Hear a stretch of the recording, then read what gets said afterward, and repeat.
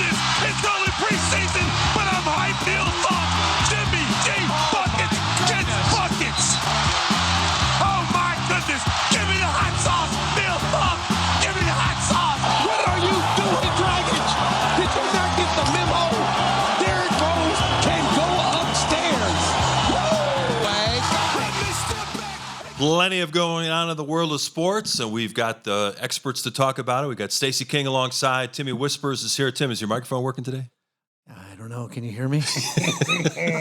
Reaching out to all his fans across America. Well, I guess no one can see my mouth move, so all the people who can't read lips are out of luck. He's like a puppet. I'm a That's ventriloquist. Yeah, there's something up my back, huh? You're like Eberflus saying we got something up our sleeve in the second half. That was pretty interesting, wasn't it?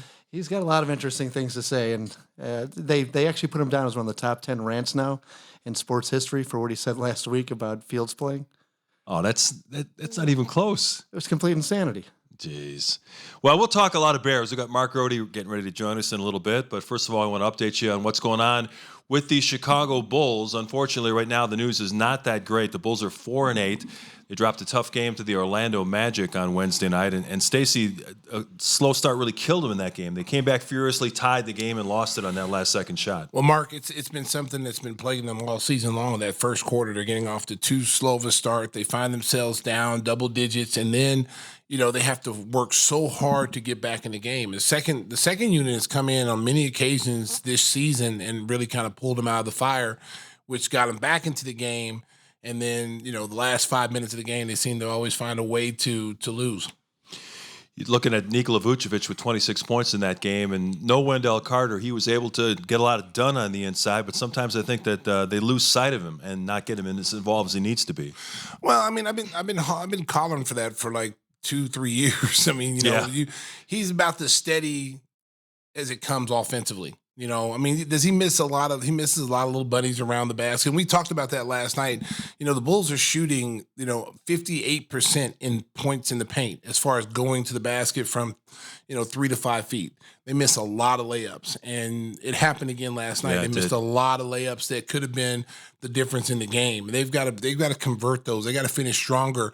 I think they're so concerned with the officiating and trying to get calls and trying to initiate contact. They're not getting the calls, so therefore they're losing concentration going to the rim.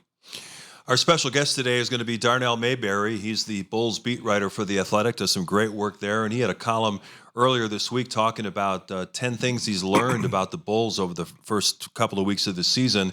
He also had a lot of stuff in there about the potential of a Zach LaVine trade. And Stacey, was interesting seeing Zach at those college games on Tuesday sitting courtside with his agent, wearing the clutch shirts. It's almost like a strategy session, like what's our next move here? Well, I tell you what, he's with one of the agents. He's a big agent, Rich Paul, makes things happen. He gets guys out of the contracts and gets them to where they want to go.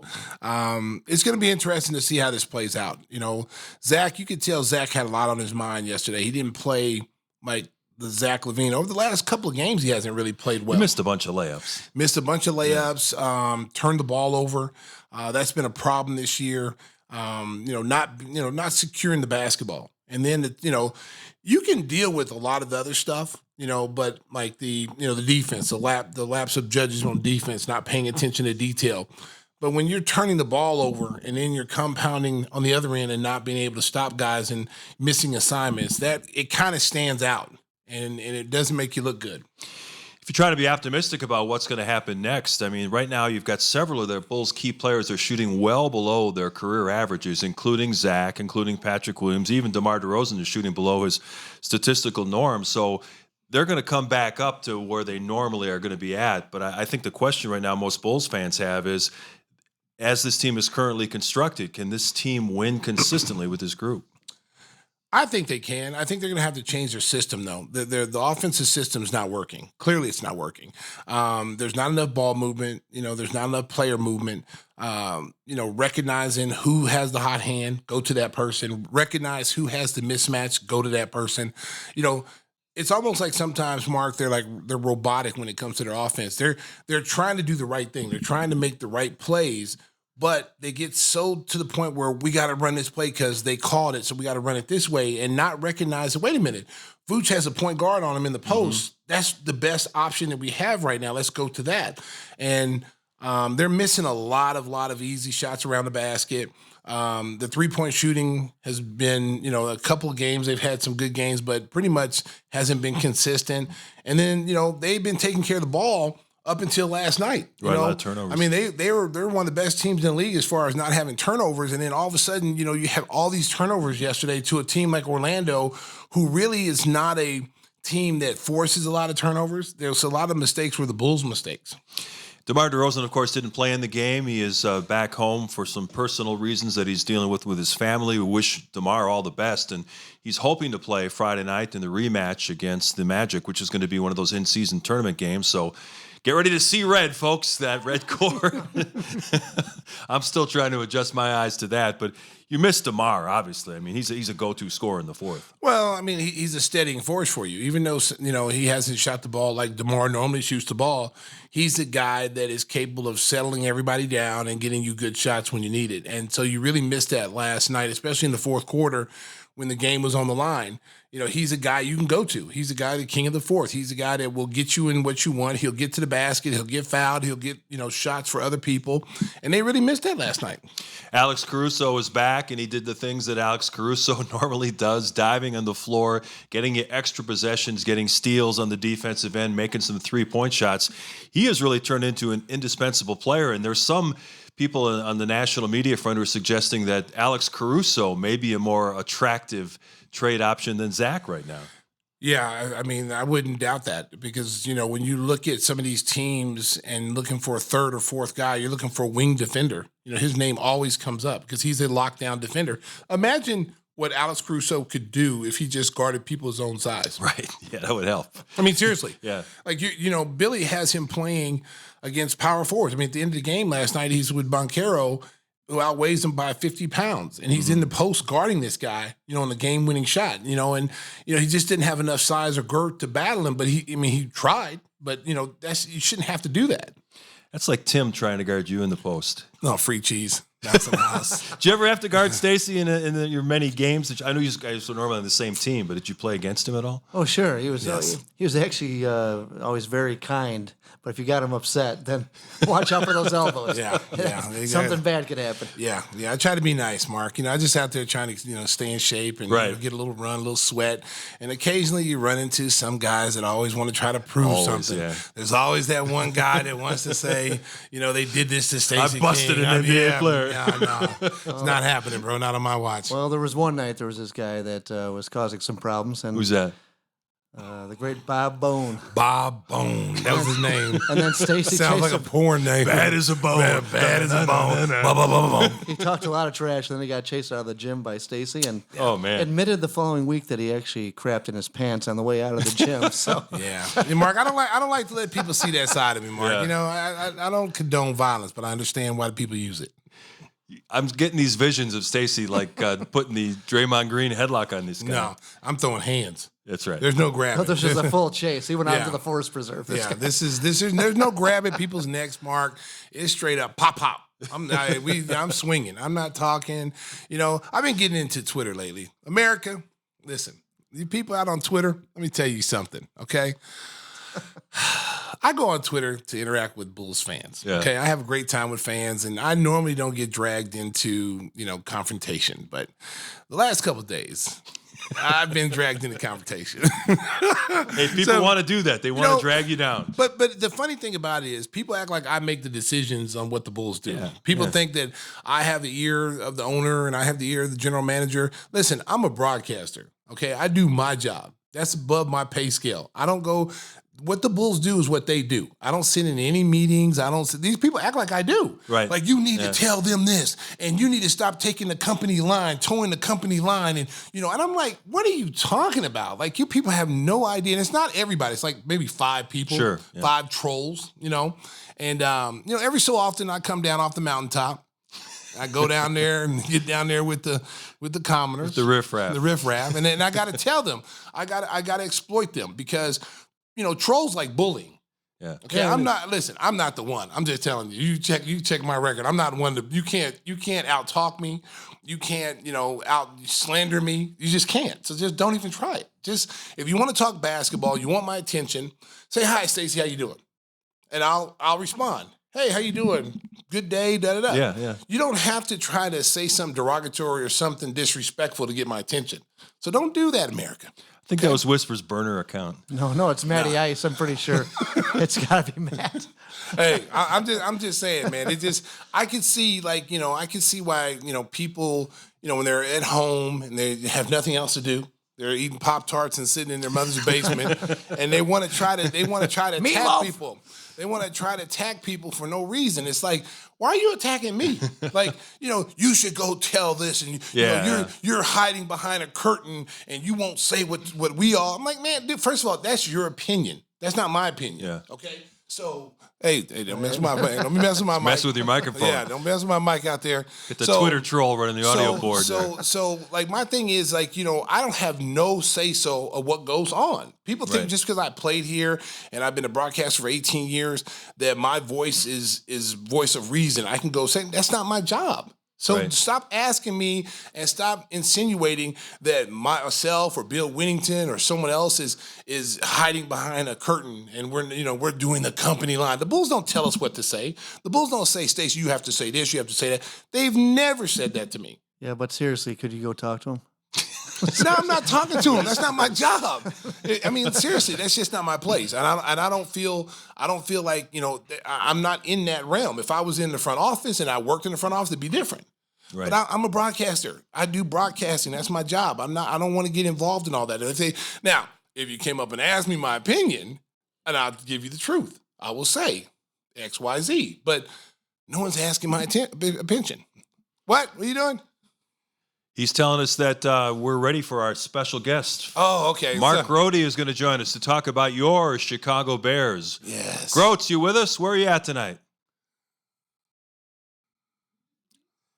D gave us the thumbs up sign that he was there, and I guess we're having some kind of technical mishmash. He just disappeared into an alternate universe. There he is. Groats, you with us? I'm here. What's up, boys? Hey, where are you at tonight? Where are you joining us from? I am at Chicago Sports Radio 670, the Score downtown studios. The mothership. I'm at the mothership, everybody. And make sure to listen to 670 The Score for all of Mark's great reporting on the Bears. And we got excitement this week. Justin Fields, QB1, is back. I know I'm looking forward to the game on Sunday. Yeah, I think that we all have a little bit more appreciation for Justin Fields now. Like the Tyson Bagent thing was worth exploring, and I think that everybody gave him. Well, some people were assumed he was going to be really good. I'd like to think I gave him a blank canvas and said, "Hey, show us what you can do, and if you're better than the incumbent, then that's great. Then we got a hell of a story here, and you have the future quarterback." But that would have been magic. So to have Justin Fields back, a guy that has velocity on his passes, a guy that we know he can run out of all sorts of trouble. We know that he is better than Tyson Bagent. We don't know if he's the Bears franchise quarterback yet, though. So is he going to be under evaluation the rest of the way this season? Are the Bears front office going to be using this time with him being back and probably not 100%?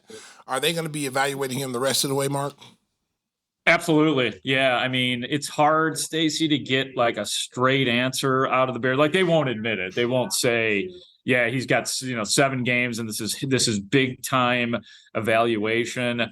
I think that this is last call for Justin Fields. And I think that obviously with the body of work that he's had already, Ryan Poles, the GM, and Matt Eberflus, and whomever is allowed to evaluate him must have a pretty good indication of what they think he is. But since he hasn't been a star quarterback or really a consistent quarterback, that's what gives meaning to these final 7 games. And I'm thinking that they probably do know which direction they're going, but I think that Justin Fields can change things if he performs at a really high clip. I saw the Bears release Darrington Evans today, which I guess suggests that Khalil Herbert's coming back, and he's a guy that gives him a different dimension from the backfield. He can get those big chunk plays that maybe you're not going to get with some of their other running backs. What will his return mean paired up with Justin in the passing game? Yeah, exactly. You're going to have your home run hitter back. Deontay Foreman has been a pleasure to watch, and he's been really good. And if the Bears wanted to give a full load of carries to Deontay Foreman, that's fine. But one thing you notice watching Deontay Foreman, not exactly blazing. So now you have a situation where you have kind of the fast guy and the lumbering guy, or whatever word you wanted, the powerful running back. He's not, Deontay Foreman's not slow. I don't want to get carried away here. But you've got the explosive Herbert, and then Deontay Foreman. And we've seen him like last week, plowing into the end zone and taking guys out. So there's a real role for Deontay Foreman on this team. But my opinion, and what I was inferring from what was said at Hallis Hall today, that they're going to go right back to Khalil Herbert, and he will be running back one. He will get the majority of the carries. But, if Deontay Foreman gets hot during one of his series, who knows what could happen during the game. My question, Mark, is that, we're talking about the evaluation of, Justin Fields. We just saw in Buffalo, Buffalo's not having the year that they thought they were going to have. They fired Ken Dorsey, their offensive coordinator. Are the Bears evaluating their coaching staff as well? Is it just Justin Fields and free agent guys that they may possibly have to pay? Yeah, I think they are. I mean, I think Matt Eberflus is in this weird place because he's only in his second year.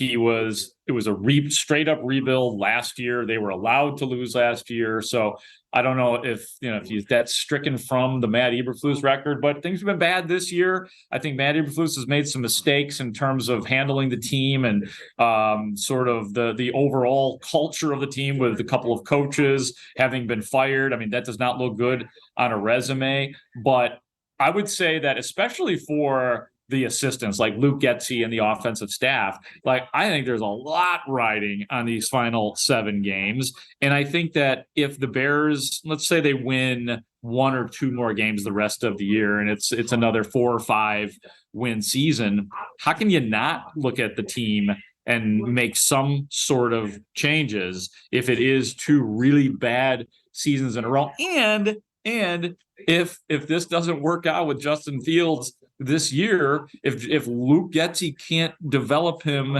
into, whether it's fair or not, that there is culpability there in terms of your offensive coordinator, and then Andrew Janocko, the quarterback's coach, and then all of the subsequent assistants as well.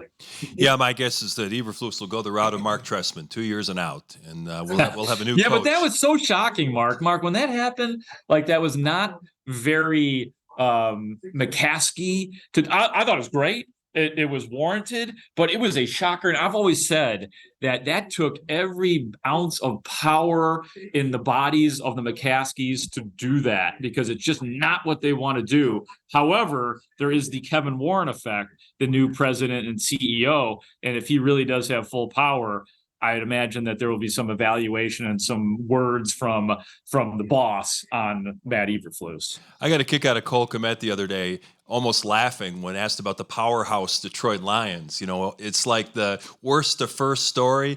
And, anybody who watched Hard Knocks a couple of summers ago with Dan Campbell, I think kind of fell in love with the Lions. They were kind of a lovable team that was, down near the bottom of the standings, but you had this gung-ho coach, and he's really turned that program around. They've got an offense now that's really difficult to stop. I know the Bears defense has been better over the last month, but they're going to have their hands full against this Detroit offense. Oh, yeah, man. I mean, they, last year I think we were just kind of talking about Amon-Ra St. Brown, who was great. He's a legit number 1 wide receiver, but now you've got the rookie runner, Jahmyr Gibbs, who's missed a couple of games, but he had a good game last week. You mentioned David Montgomery. He was over 100 yards last week. They got this tight end from Iowa now, Sam Laporta. He's really good too. So, yeah, all of a sudden you go from a team that you could pick and choose to having a whole bunch of players that could hurt you. And the big deal for the Lions is that their defense has gotten better. Their defense was a train wreck last year, and Aiden Hutchinson and those guys have all of a sudden become a true force in the division and in the NFL for that matter.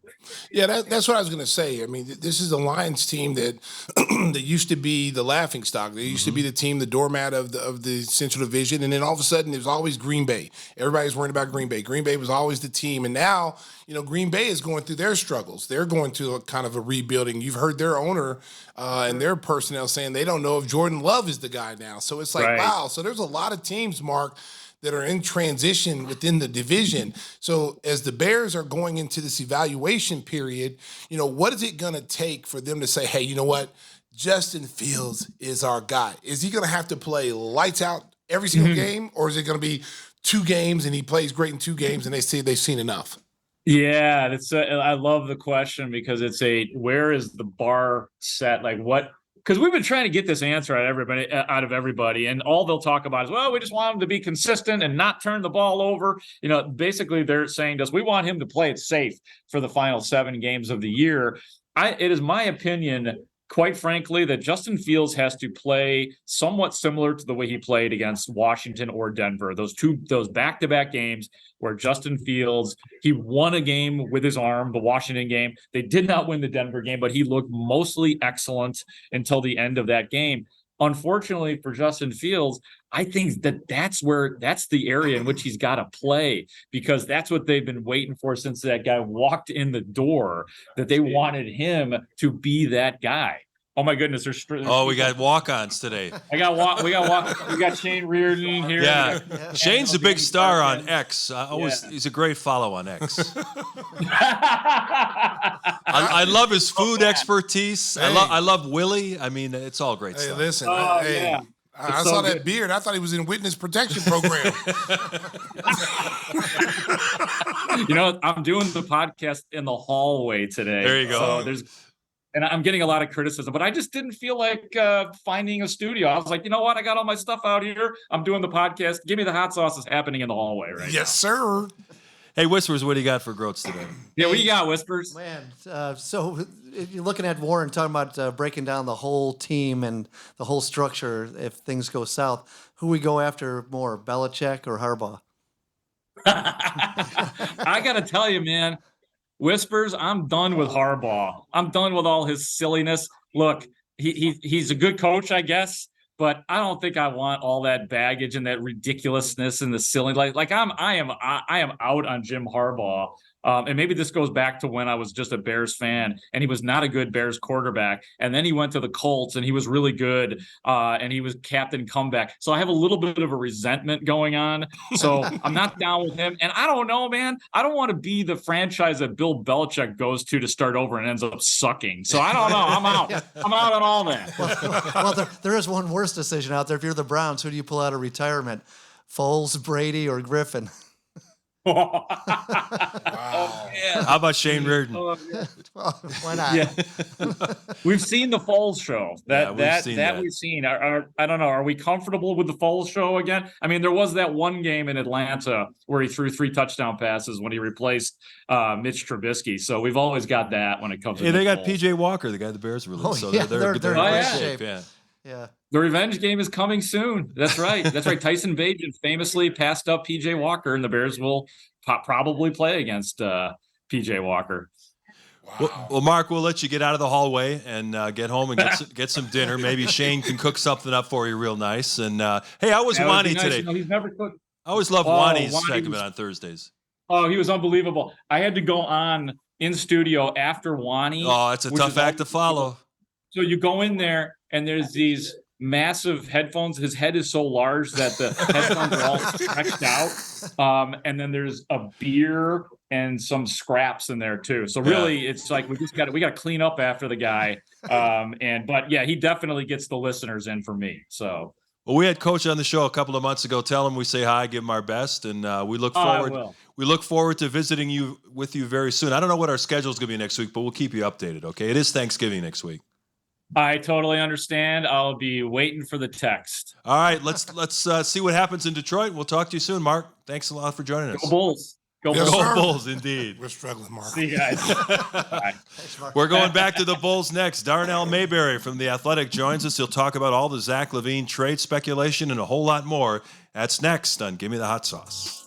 As we roll on Gimme the Hot Sauce, time to tell you about one of our good friends, Jeff Vukovich from Nationwide Insurance. When it comes to insurance for your auto, home, and business, make sure you contact the king of insurance, Nationwide agent Jeff Vukovich. You can reach him at jeffvuk.com, or you can dial him up at 847-825-4783. And as always, the best jingle in the business. nationwide. It's own on your side. Whispers, did you see Stacey try to get me the other day on that? Yeah, it was. I tried to get him. Because I knew as soon as one note gotta came out of my seize the mouth, moment. he'd be like, enough, that's yeah, all enough, yeah. terrible. Gone. Wow, Mark, he didn't fall for the old banana in the tailpipe trick. He didn't fall for it. I knew it was coming one of these games. I still fall for it. I thought I had him too. Yeah, because I wouldn't have got very far on that. Stacey No. said no. No, stop. Yeah, you got to Scratch own that. it like that, though, and just take over. Yeah. Hey, one of our good friends is on the line. Friend of the program. Yeah, Darnell Mayberry does fantastic work for The Athletic, covering the Chicago Bulls and the NBA, and he's kind enough to give us some of his time. It's been a strange start to the season, Darnell, or maybe not that strange. You know, a lot of people were speculating that maybe the Bulls would make some changes at last season's trade deadline over the summer. They decided to go with continuity and bring back the core of this roster, and obviously at a 4-8 right now, things are not looking real good. I think the thing that's puzzling to me is how Zach has handled the media in the last couple of days. What's your reaction? Obviously, it was you and Shams who broke the news. What's your reaction to how everything has happened since the news broke? You want the reporter side of me, Mark? You want No, I want the the real Darnell here.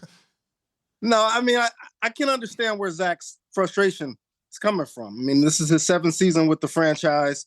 I just wrote the other day at 150, and now after this loss to the Magic, 211 with Zach. So 150 and 211, that's a lot of losing. And he's done a lot throughout his career. So it's understandable that he probably wants a change of scenery, new environment, and a chance to win probably somewhere else.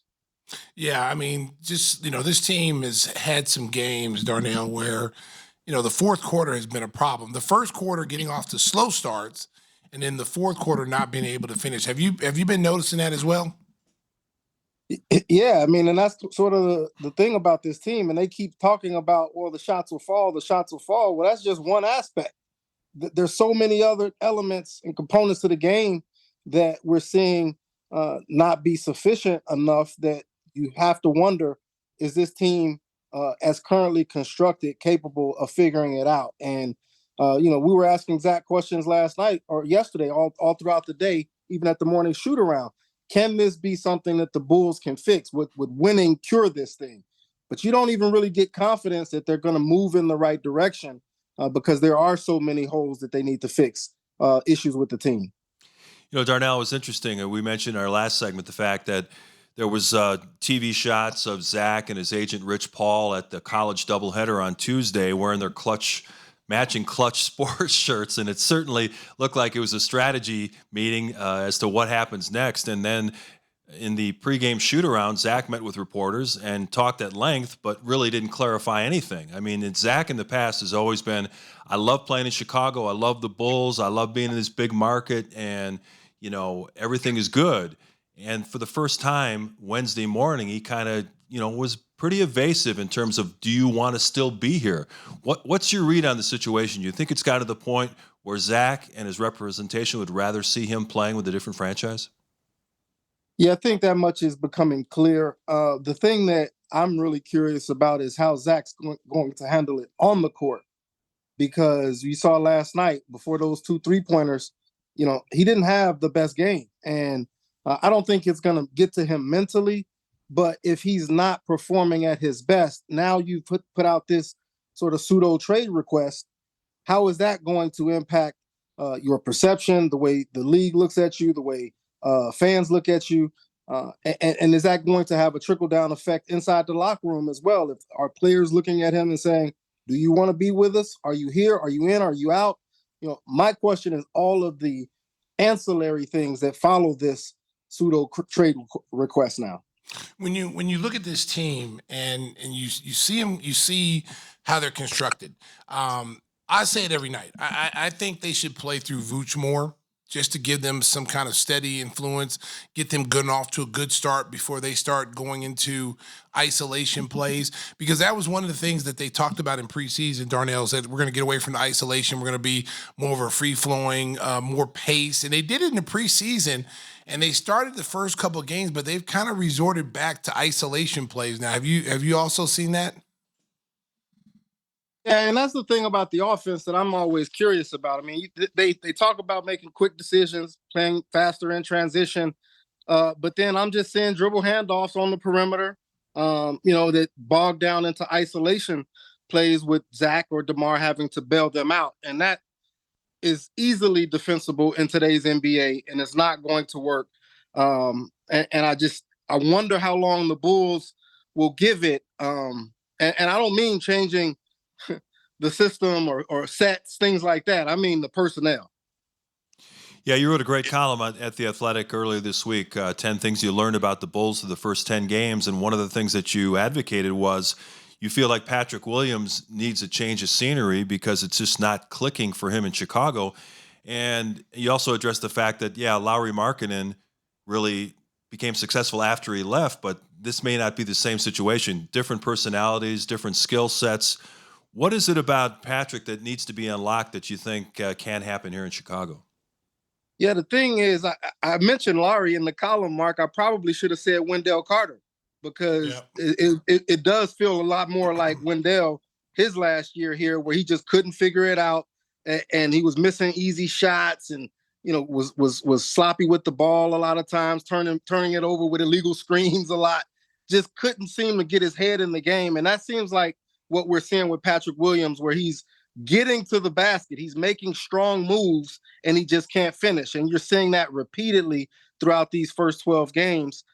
Even when he makes great moves, he just can't buy a finish right now. And I'm wondering if it's in any way sort of become a mental drain on him, where he feels like this just isn't working in Chicago, and a change of scenery would be best for him. I still think he can play. I still think he has a whole lot of talent, and that could be potentially unlocked.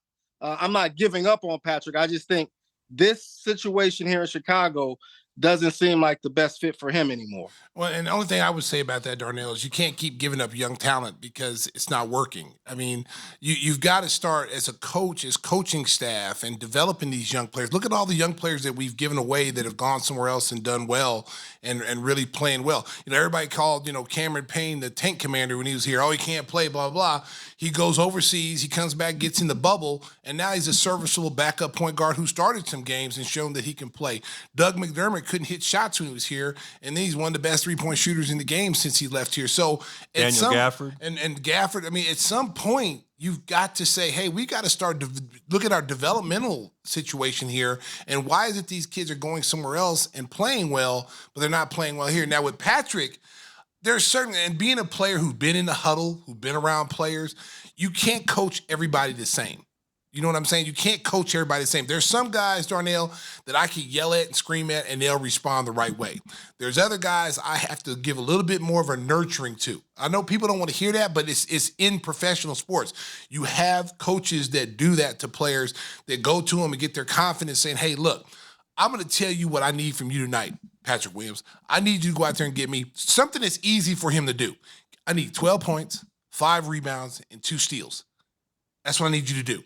And then when he does it, you congratulate him. You overdo it to get his confidence level to a certain point. Because you look at him out there right now, he has no confidence. When I saw Banchero last night, that's who Patrick Williams should be like. And I said that last night on the air. He should be like Banchero with the skill set that he currently has. He could be that type of player, but his confidence is so low right now. You can see it. And my thing, though, Stacey, with Patrick is, this is now year 4. How many times do we say, let's do this for Patrick, or let's do that for Patrick?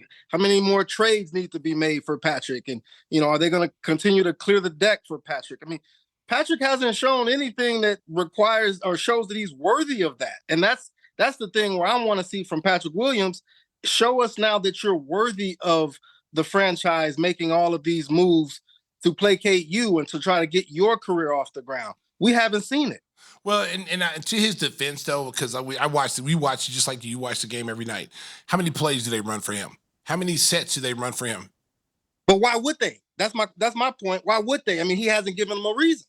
Well, he was before this season. Before this season, they were running stuff for him. They were allowing him to get the ball off the glass, initiate the break. They were allowing him to get into pick and rolls in the playoff series where he had a good playoff series against Milwaukee a couple of years ago.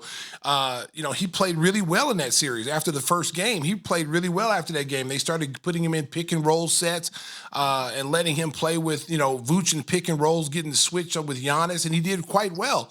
There's some things that they can do to unlock him. It's just consistent. I just think that with all the veterans here, with all the veterans on this team, there's not enough balls and not enough plays to go around. And I think that's the way the coaching staff looks at it. It's like, well, we got Zach, we got DeMar.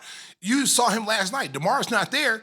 That was the most aggressive I've seen him play all season. Because he recognized, like, oh, DeMar's not here or Zach's not here when he had the 30-some points against Minnesota, 2 years ago when all the Bulls veterans set out. It was just him. He went on a tear. And it's like, if he can get that mindset, I don't know how you do it. I don't know if you get a hypnotist and, I don't know. But the kid has shown I'm not ready to give up on him. I'm just not. I'm a big fan. I'm a big fan of the kid. I think he just needs something to unlock what he has. And neither am I, Stacey, to be clear, but you almost took it there and you almost said the word consistency. Yes. That's the thing that he's got to have. And until he gets some consistency, I can't blame the coaching staff, management for not putting more of a onus on him to do more for this franchise because he hasn't shown the consistency. Because even his defense is starting to, suffer a little bit. He used to be, that was the one thing that you could put him on anybody and he'd be a lockdown defender. You look at him now, his confidence even gone on defense. Yeah, that's a problem. And when you look at it from the bigger picture, you wonder, not just Patrick Williams, but how much talent is in the cupboard for the Bulls if Patrick Williams is not who maybe you thought he was going to be. Because now you brought in Dalen Terry. Julian Phillips seems like he's ahead of him.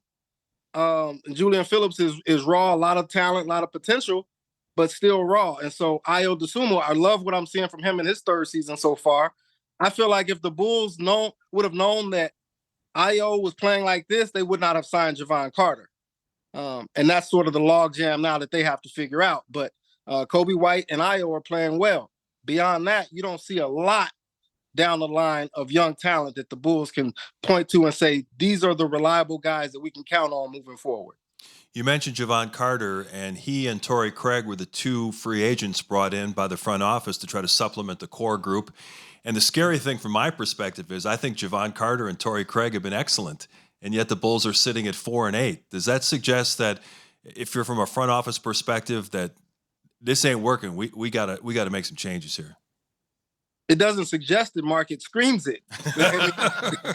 This is the last straw. This is the last little shred of evidence that we needed to see that they need to go in a different direction. And I don't know that you necessarily have to blow it up per se.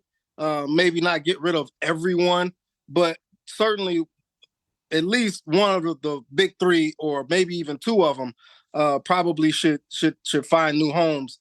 And the Bulls should go in a different direction, in my opinion, in that way, and retool and see what you have. Well, because, naturally you're going to get more for Zach. I know DeMar's got the expiring contract, which is inviting for people, but Zach, you're going to get the most out of if you're going to make that move, if they decide to go that direction. Now, the key is, what do you get back for him? What are you going to get back in return? Is it you want the first round picks? Are you going to get young talent? Because there's not a lot of teams out there. You hear the Lakers. Lakers are always in trade rumors. You got Philadelphia, who wants a third option, and Zach on those teams would be the third option on both of those types of teams. Miami too. So what would you possibly get in return for him?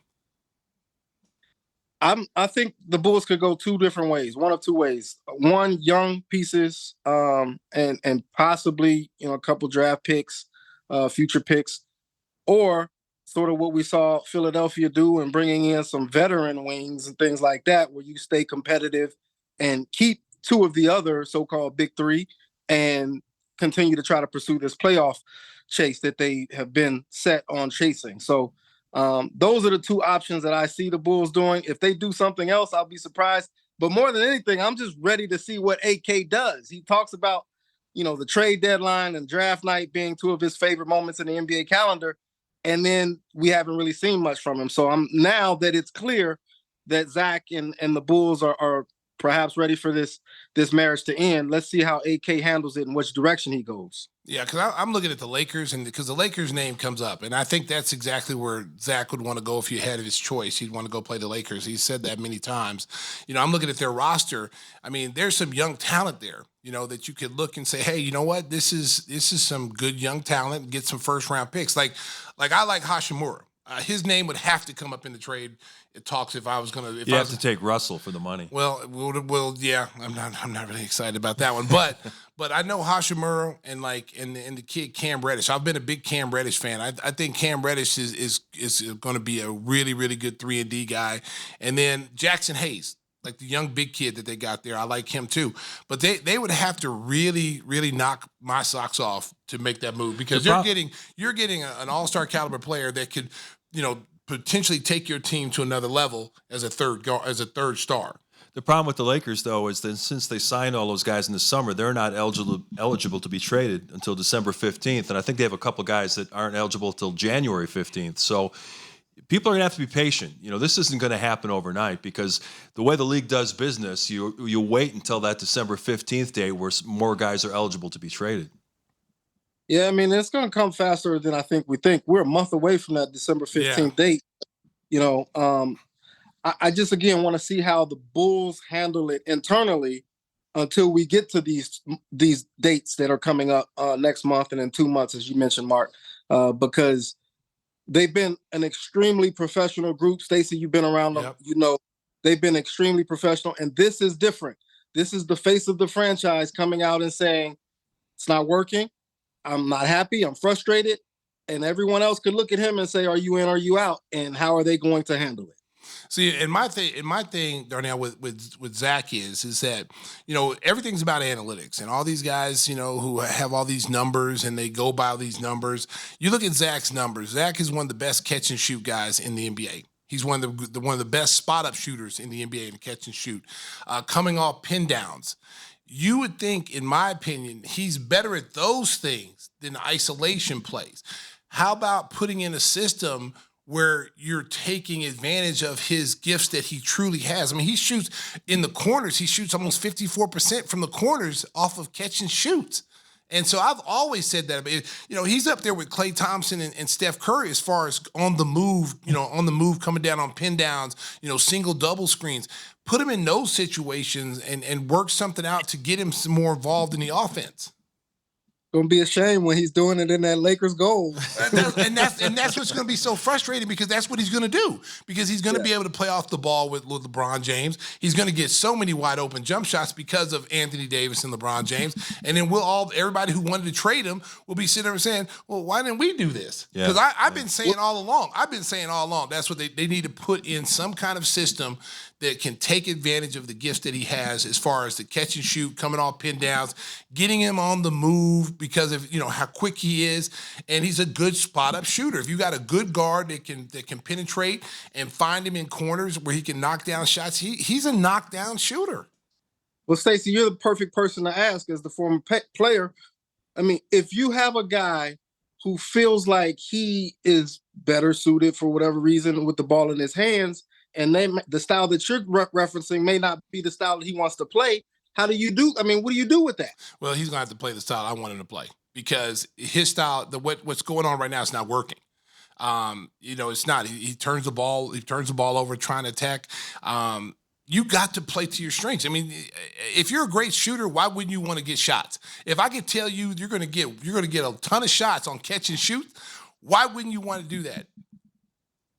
Well, that's the thing, where the Bulls are between a rock and a hard place. I mean, they got a couple stars who like to play a certain way, and Billy Donovan has, for the last couple of years, been trying to implement different types of things offensively that mesh all of them, and we're just seeing it not work for multiple reasons. And I think one of the biggest is that those three guys like to play their way. Yeah, you can be stubborn, and I'd just be like, hey, your way's not working. We're losing. I mean, do you want to win? Do you want to win? Do you want to compete to get to the playoffs? This is because we're going to have to change the way we play, and we're going to have to utilize your strength. And I mean, if let's say he goes to LA and then they tell him, hey, we're going to run you off pin downs, and he's not going to tell the coach there and say Darvin Ham say, well, I like playing with the ball in my hand because you got LeBron James got the ball in his hand. He ain't going to tell LeBron and that. you're not going to tell LeBron that, so you're going to play that way. See, these He's guys. He's got no one here who's going to push back. I mean, Patrick Beverley was the biggest enforcer that Zach's had in his time in Chicago. And I'm not even talking about from a talent standpoint, but someone who's just going to go back at him and say, this is the way we're doing things. He'll have that in Anthony, maybe not AD, but certainly LeBron James. Yes. He had that in Chicago. That's why you got to, I mean, listen, and I love Billy. And Billy has to do that. This is how we're going to play because this is not working. We're going to get you in situations. You're going to be a much more efficient, scorer than what you are now. And we're still going to ISO. We're going to ISO you in certain plays, into games, into quarters, but we're not going to ISO you as much as we're doing now. We're going to get you on the move. We're going to get you some wide open looks and some wide open jump shots, and we want you to take it. Think about this, Darnell. How many times have you seen Zach catch the ball and then shot fake when he doesn't need the shot fake? And then he'll do one-legged step back instead of just going straight up and shooting the ball. That's what I'm talking about. Those are the opportunities for him to take advantage of the skill set that he has. And that's what I see the most of. We can sit there and talk about his defense all day long. Okay? I mean, Zach's defense is Zach's defense. I would tell Zach I need better effort. I need better effort defensively. Ball you, man. Know where your man is on the floor. Be in position. If we have you rotating, know where the rotations are. Because a lot of times on defense, if you watch Zach, it's not that he doesn't want to play. He's a better on-ball defender than off-ball defender if you watch him. He can play his man. He'll play you straight up. He'll move his feet. He'll slide when he's on the ball. The biggest problem with Zach is when he's away from the ball and he's on the weak side, and then he'll fall asleep and someone will get a dunk, someone will back cut, get a layup. He doesn't really have that same attention. That's something that they should show him on film and be like, hey, this is what we need you to get better at because this is hurting us right now. For sure. And I got to believe that the coaching staff, led by Billy Donovan, has talked to him about that. And previous coaching staffs as well. I got to believe that Jim Boylan said the same thing. And Fred Hoiberg said the same thing. Tom Thibodeau said the same things. At some point, and I look at Zach and I evaluate the players the same way. I look at Zach the same way I look at Patrick Williams in terms of at some point you have to show that you're willing to do whatever it takes. And like you said, Stacey, his defense is his defense. Offensively, stop turning the ball over in crucial moments. Make the right pass, and at times he does, but do it consistently. The shot selection at times could improve. And even the little subtle things like the pump fake and taking the first one instead of just jabbing or dribbling or shot faking. So those are the little things where I'm saying, Zach, it's up to you to take that next step.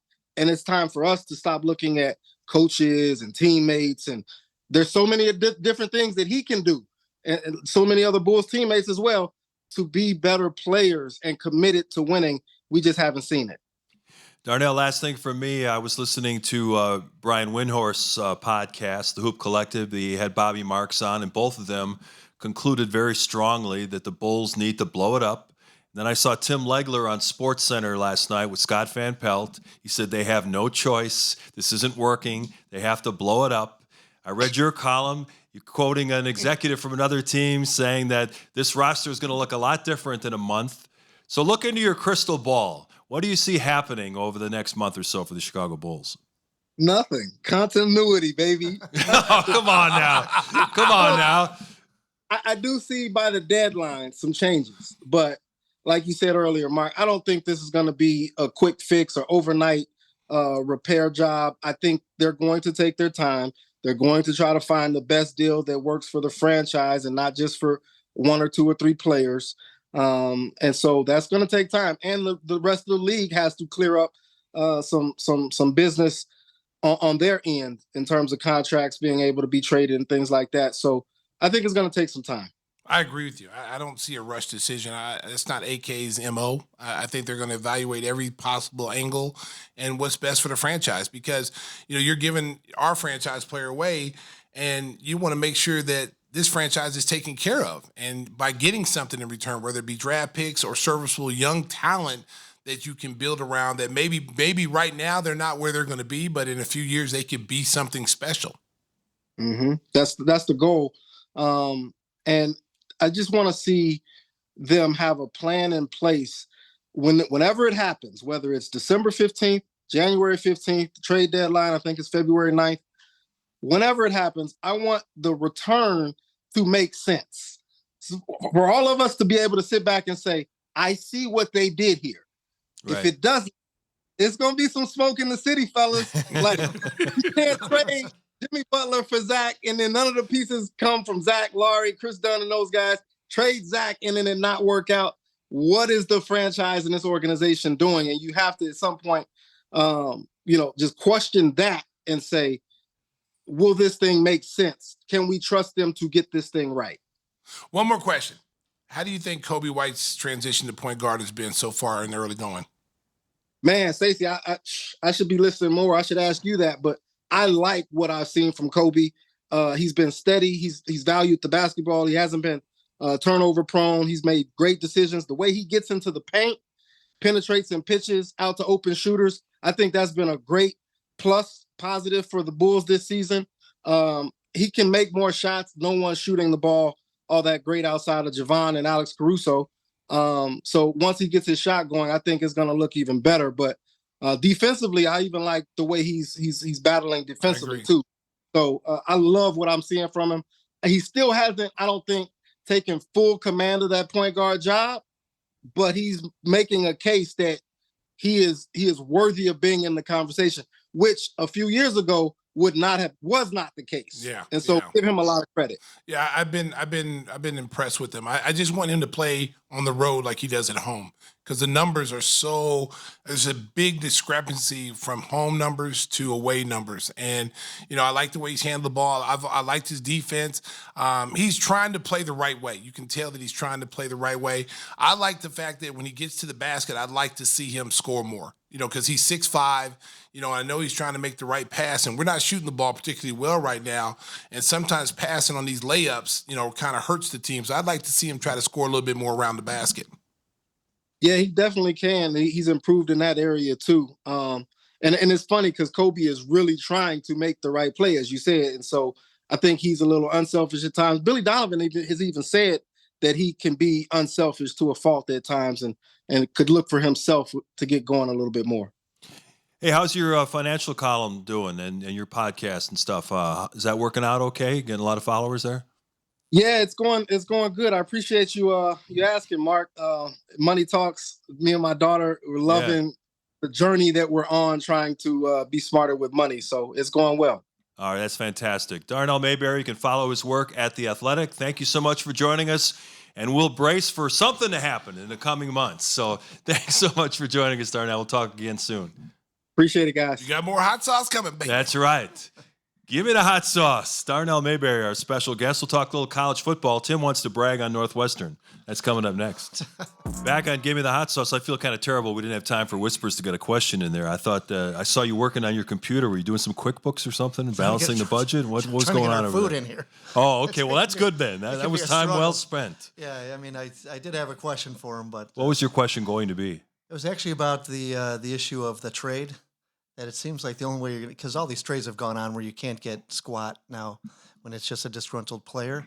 I mean, some of these guys got the big haul, but when you're looking out of this market, I think we have to look at for the other disgruntled player to make a fair trade, and there's only a couple of them out there that. Well, plus you got to match the money, and Zach's $40 million on the books. So that's why, with the Lakers, you have to trade like 4 or 5 players to match the money. Or like a Zion Williamson. Does anything like that ever make sense? Nah, that's disgruntled guy. They're not going to happen. They're not going to trade Zion. But I mean, like we would get in. If you look at the Lakers, D'Lo would be the obvious. Yeah, he makes the most of that group, but then everybody else is minimum contracts. Yeah, it's like, but do you really want?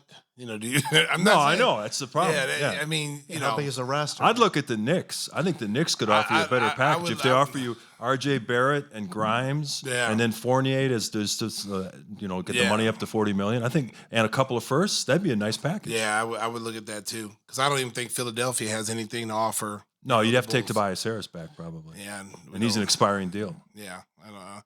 I wouldn't want to be in this situation. Right. And it's tough. It's a tough situation because, this is what's happening now. These guys don't want to play in their, here's the thing that really ticks me off. Like, like guys like James Harden and these guys, they're on winning teams.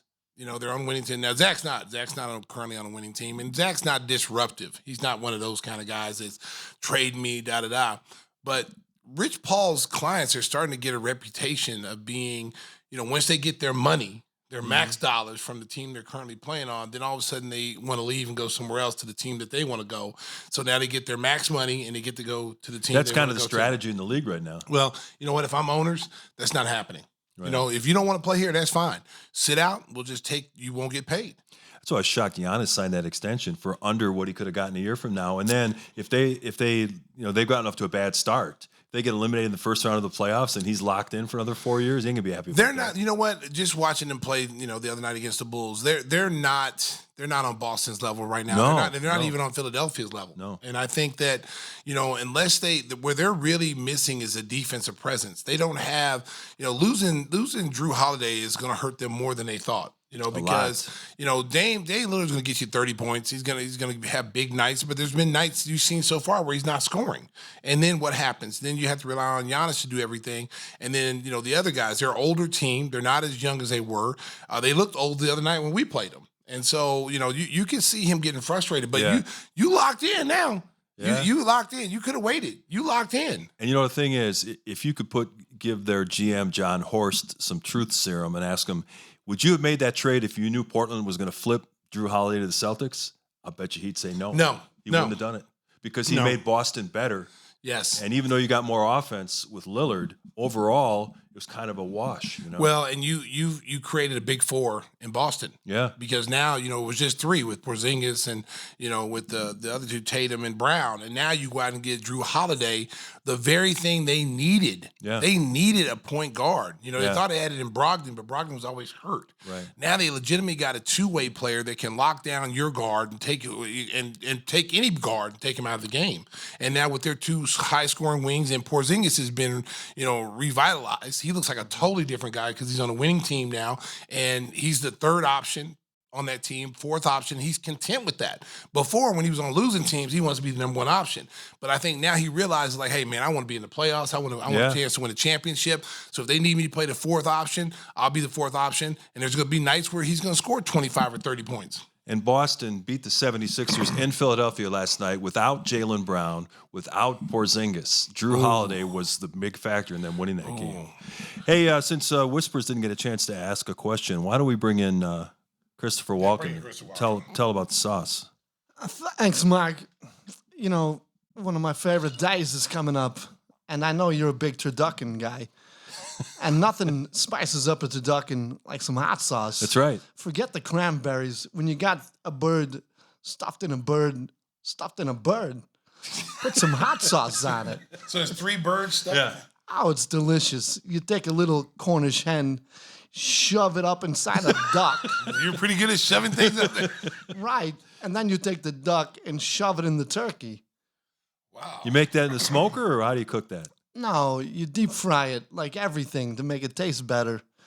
But no cranberries. Just put some sauce. Make sure you on have it. some green bean casserole on the side, right? As you know, I don't care for that. That's something I serve to people I don't like.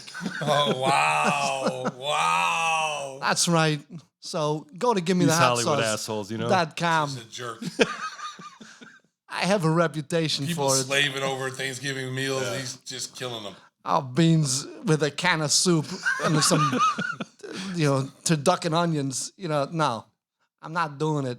But so how can the folks get some delicious Gimme the hot sauce? Well, when you go to the Jewels to pick up your turducken, grab some bottles of sauce and just slather it up. Yeah. Just rub it on and make it spicy. And if you don't live in the Chicagoland area, how can they get a bottle? GimmeTheHotSauce.com, GIMME. That's right. So is Whispers going to be working over the holiday, packing up all that sauce? Yeah, I'm sure he'll make mistakes like he always does, but I'll fix it later. Yeah, we have a few guests, Mark, that are looking for their hot sauce. I know. I'm getting it. I'm bombarded on the road because Whispers is he's forgetting the dropping pack. the ball. Yeah, blaming other people. You're not getting the address for me. No, they gave you the address. They gave it to our producer, your niece. And because you fired her, she refused to give you the addresses. Jeez. Yeah, the holiday spirit overflowing here in the Yes, Teleray we do. studios. There's no question about it. You know, one topic we didn't really get to, we touched on it briefly, was the Draymond Green thing. Oh, For yeah. him to jump into the pile and try to choke out Rudy Gobert, they should have suspended him for 10, 20 games. I mean, I thought 5 wasn't enough. Listen, I listen. What was the fine? There's no fine. There's no fine. No? Well, he'll lose five paychecks, though, or 5 Should have been a fine. game checks. Let me just say this, because every team has an enforcer. I'd have done the same thing.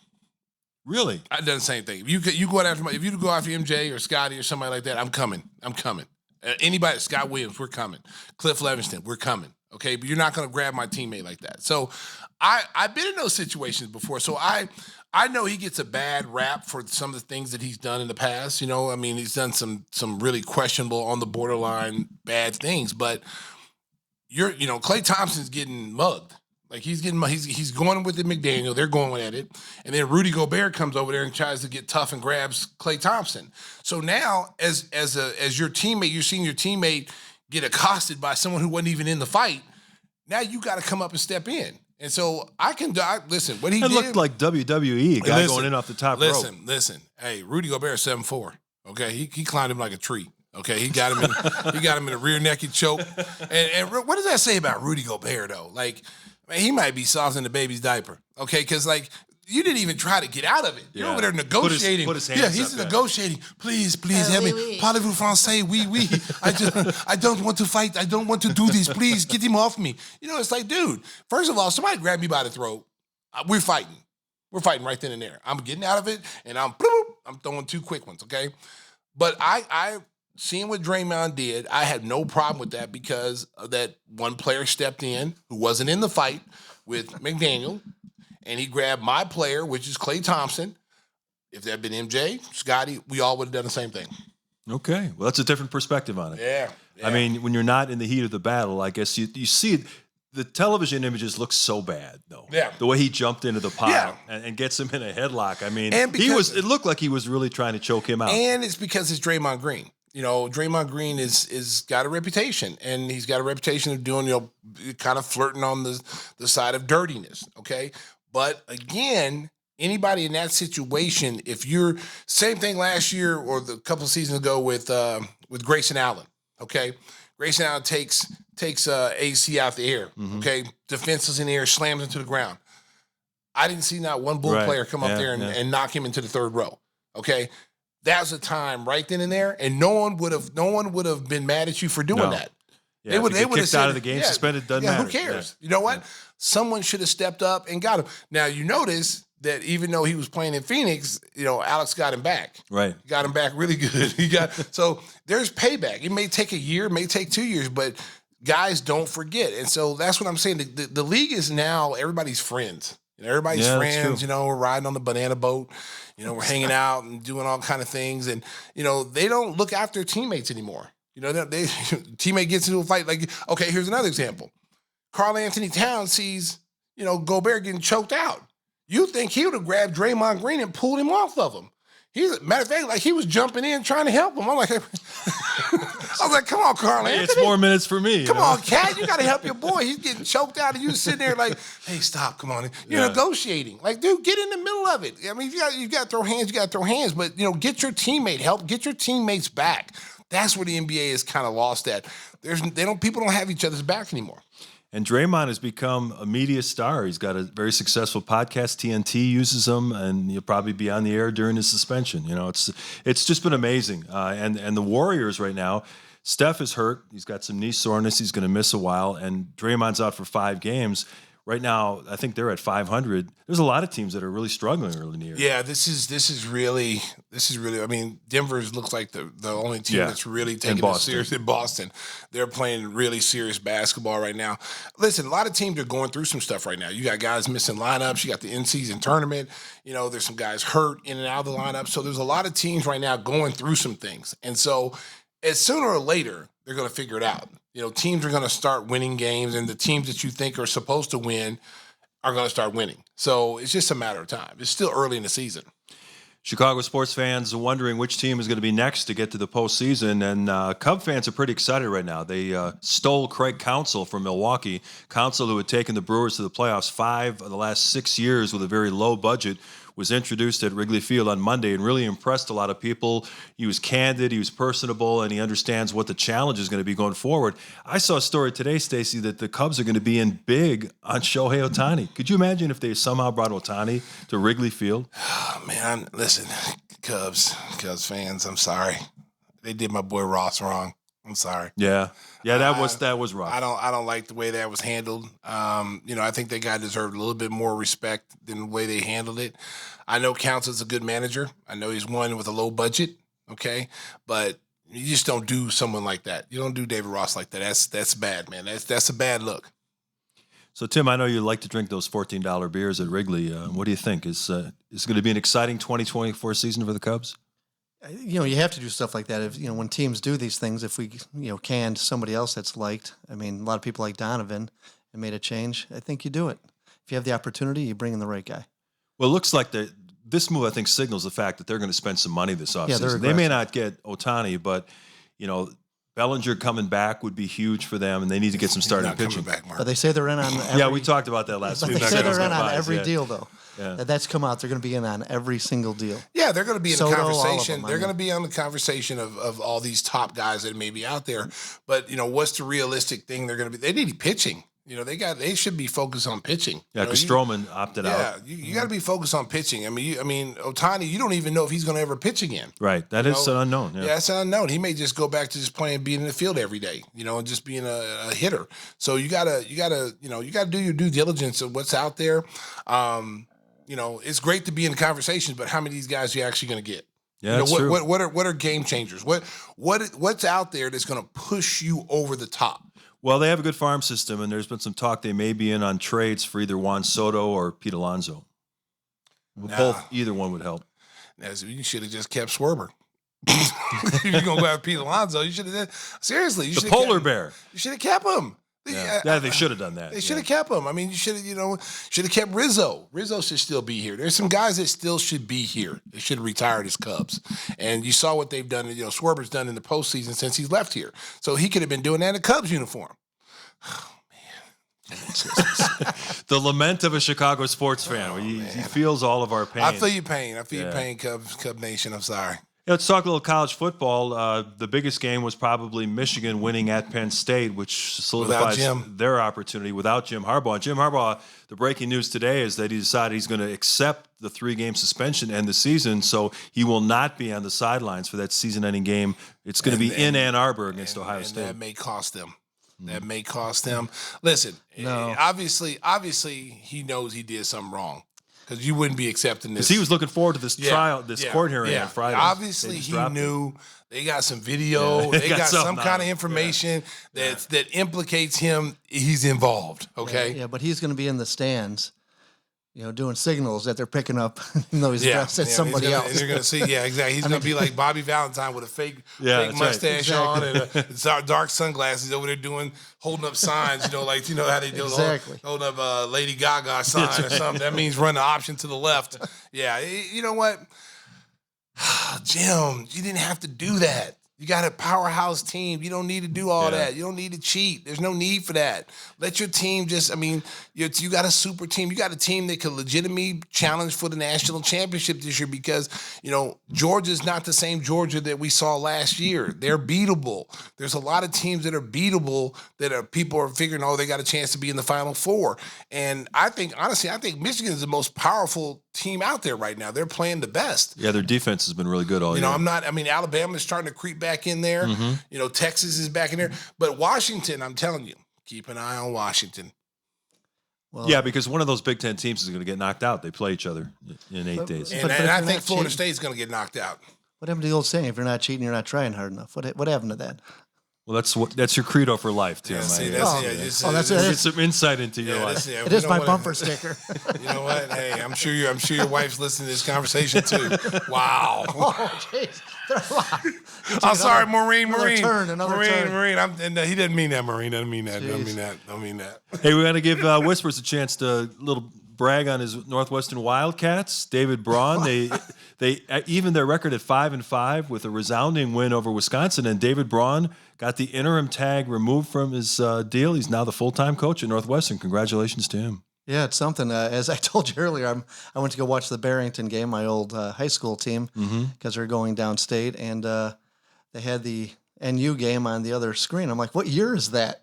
Because it was 20. You're waiting for Darnell Autry to come out of the end zone? I was confused. I'm like, that can't be today's Barrington game. beat? Maine West. So they're going downstate? No, The semifinals. semifinals now. Who are they playing? Was it John Lincoln Taylor Way East, I believe. Or Lincoln Way, that's what it was. Yeah. Oh, it's over. It's over. The voice of doom, Yeah. Stacey I said that King. last week, They'll too. never make it. I know, they got that high-power offense. Lincoln Way East, I'm telling you. But Northwestern, after everything that went on this summer, if they win one of their last two games, either home against Purdue or at Illinois, they will go to a bowl game. They're not going. Oh, come on. They'll win one of those games. They're not going to beat Illinois. Hey, they're going to play Oklahoma. Who's the other Purdue. team they got to They beat? can beat Purdue at home. They got Purdue at home? Mm-hmm. No, didn't they lose to Iowa like by a field goal or something? Yeah, 10-7. 10-7? Yeah. Yeah, they're not winning. Aren't they going to meet Oklahoma and they give me the hot sauce bowl? No, listen. No, here we go. Let me tell you something. Hey, listen. First of all, I didn't go to Oklahoma. Okay, I went to Georgia. Okay, we're number one in the nation right Georgia's back on top. now. Georgia yeah. Bulldogs, baby. Oh, Go my Dogs. goodness. Go Dogs. Whispers, you got something for the folks on what are we watching? You got a recommendation? I watched Barbie. Oh, yeah. What'd you think? I haven't seen it yet. It was very weird, but yeah. but entertaining. Yeah? I kind of will never watch another Ryan Gosling film again, but that's a different story. He really let me down. But Yeah. Margot Robbie, she can still carry a film. Okay. Yeah. Hey, Did you see that, Stacey? Barbie? Yeah, he did. Absolutely not. Oh, the guy watches The Crown. Give me a break. Listen, you gotta keep a happy home. That's all I'm gonna say. Okay, that's all I'm gonna say. Downtown Abbey, baby. Look at there, I am right there. Hey, America. They can say whatever they want to. That's a good show. Okay, they can say whatever they want to. But I'm not watching Stacey that looks anymore. good in that era, First too. of all, first of all, I look like I'm raising a bowl of cream of wheat. Okay, so let's get that off there right now. Okay, give me my show that I'm watching. Okay, I already watched that show. Yeah. Get my killer up there. Let's go. Get the killers. Okay, America. You got to watch this show on Netflix. It's called The Killer. And it's Michael what's his name? Fassbender? Or Steve Jobs, as I can't Yeah, really see him as Steve now. Jobs. I'm telling you, first of all, he's a great actor because he was in 300. That's why I first met him in 300. Oh, yeah. But he's a psychotic killer. And, the whole premise is that, he's just kind of chilling. And then his girlfriend gets attacked he was supposed to kill someone and didn't do it. Oh, And that's so then, bad, yeah. And so then they put a hit back on him because he didn't do it. And so now he's, they're trying to kill him. They can't find him. So they end up doing some stuff to his family and stuff. So he had to go back and find everybody. And you don't know anybody. So you got everybody's secret because the killers don't know who the killers are. Only one person knows who the killers are because he does all the contracts. Yeah. So he had to go find the guy who does all the contracts. It's really, really good show. It's on Netflix. Go check it out. Yeah, I'm curious about this newest installation of Fargo. They're going to have on FX. It starts next week. John Hamm is in it, and the actress who's in Ted Lasso is in it. There's a good cast. It looks like it's going to be. It's always twisted. The whole Fargo thing. Yes. Every year they have it is twisted. So that starts next Tuesday on FX, and I'm a big history buff. So that we're approaching the 60-year anniversary of the JFK assassination. And there's a 3-part series on National Geographic, JFK One Day in America. And the thing that's so interesting about this is they've got all the old film footage, they've got all the stock photos, and they take you behind the scenes of people who were actually there. Yes. There's a co-worker of Lee Harvey Oswald that talks about his experience. He actually drove him to work that day. So the whole thing is really interesting to get the perspective of people who were actually there. And even though it was 60 years ago, it still resonates with people today. Yeah. The whole JFK era, larger than life. So it's definitely worth checking out. It's only a 3-part series. It won't take a whole bunch to watch. Have you ever been there? Yeah. Dealey Check Plaza? out? Yeah. Yeah. I've been up in the window. the book department. Oh man. Yeah. I'm sorry. I'm sorry, America. No. There was no magical Everyone bullet. says that. There's no way in the world that dude could shoot that gun. That's a long shot. That's Yeah. a long shot and to get headshots. There's no way in the world. There were people interviewed, and it's funny because when I'm a big history buff, they were they interviewed people that were on the grass, they were by the grassy knoll. There were some people that reported someone came through a manhole in the road and shot from the manhole and then went back down, and then there was smoke on the side over by the fence. It's really creepy. And then some of those people just disappeared. They died mysteriously, whether it be car accidents, heart attacks. And the rifle that allegedly that Lee Harvey Oswald used was just found abandoned. It was just in that room. In the building. Yeah, and he basically got one shot off and hit him right in the head. Yeah. I mean, you got the Secret Service guy who was in the car behind where John Kennedy was sitting, said that his detail was to protect Jackie. And he climbed up over the car and said, Jackie said they shot his head off. Yeah. From that distance. Yeah. Because listen, I'm not a guy that knows about, the dealings of the gun and how it goes, but like I know if I slapped him in the head right now, right in the forehead, pow, his head is gonna go backwards. Yeah. Okay, it's not gonna go forward. So if you're getting hit with a high-powered rifle, why would your head go forward unless you got hit in the back? Mm-hmm. You know what I'm saying? That right there in itself, when all the Warren Commission and did all this research and all this stuff, when you watch that movie JFK with Oliver Stone, and they start, going through all these theories of things that have happened behind the scenes, how these people met and how Cuba was involved and the mob was involved, it is a very interesting thing. And they were quick to get Oswald out of the way. Yeah, and Jack Ruby. Yeah. And Jack Ruby. Right. How the hell does Jack Ruby get down to that garage? To shoot him from point blank range. Just walk between all these sheriffs and camera people and was able to walk right up to shoot him and then, he's dead. Like, how the hell did he do that? I know. And then he's in jail, and then he ends up getting some kind of like cancer or something when he's in jail. I mean, like, oof. And then the perfect bullet in the gurney. Then they lose his brain. Yeah, and then the magic bullet. The magic bullet went through JFK, bounced off a knee, hit him in the wrist, went through the glove compartment, ricocheted hit off the governor of Texas. Yeah, hit the governor of Changed the Texas radio in the shoulder, bounces off the back seat, does a flip, and then hits JFK in the head. Come on, man. Yeah. It's one of those stories Come that's on, still man. talked about 60 years later. Oh, and there's one more show I want y'all to watch. Reacher. Oh, that's That's good. I've telling seen you. it. Yeah. You brought that up Very a good. Not weeks ago. Tom Cruise Reacher. Yeah. New one. The real Reacher, the 6'5" big Reacher. That's a good show. Season 2 is coming, I think, in December. So I binge watched season 1. Yeah, that's good. Man, it puts Tom Cruise Reacher. big time violence in that man. thing. I'm telling you, and he's got some great one-liners. He's like, Yeah. Oh, yeah, he's funny. There's some he's humor in it, funny, yeah. and he's also, but he's very believable because it's hard to see Tom Cruise at 5'2" beating up everybody. Yeah, You yeah. know what I'm Pull it saying? off, though. He Yeah. did pull it off, though. He did pull it off, but he's not like this dude though. No, he's the this real dude. Reacher. This dude is like this dude is the real because I guess in the books he's a big dude. Yeah. No, it's very entertaining. It's on Prime, right? Yes. Yeah, so check it out. And then one more, All right. Oh, boy. the Florida Gator story. Did you see that one? The documentary on Documentary. Netflix? Have you seen that yet? I haven't seen it yet. No. I just saw episode 1, and I'm telling you that was great. I'll have to check it out. I don't know how many parts it is, America. 'Cause I fell asleep. I just got through one episode. Yeah, I think it's only like 3 or 4 parts. Yeah, but I'm telling you, there was some craziness going on in Florida. Seriously, Urban Meyer was like the ringleader. Like some of the training methods he had, and having these kids believe certain things. You had Tim Tebow there. I mean, there was a whole bunch of different personalities, and to be able to corral all those personalities and keep them intact just to win the championship. And then when they won the championship, they just went crazy. Is there anything about Urban hitting on college girls in bars? Listen, Tim does that all the time. I mean, sorry, Tim. Whisper does all the time. That's what he used to do when we were in our 20s. And then we were young bucks, Now now he just goes on OnlyFans. Now we talk about TV shows. He just goes that on we watch, OnlyFans now, America.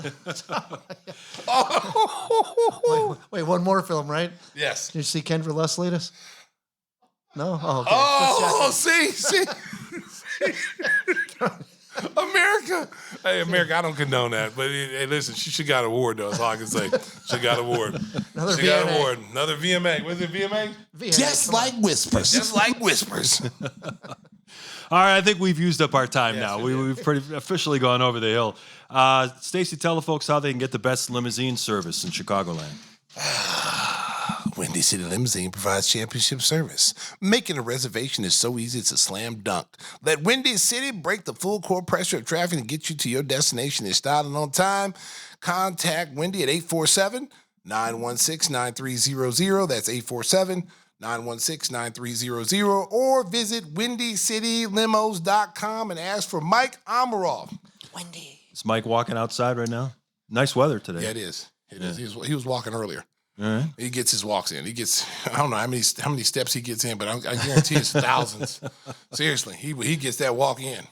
So ask for Mike when you dial up Windy City Limousine. We got Thanksgiving coming up next week. We're not exactly sure which day we're going to be coming at you next week, but we want to wish everybody, if you're traveling, be safe and have a great time with your family and friends, and we will be coming at you real soon. So for Mark Grody and for Darnell Mayberry, I want to thank you so much. I want to thank the Sriracha crew, Dangerous D and Cisco for doing great work there, and we will be hairy legs, Cisco.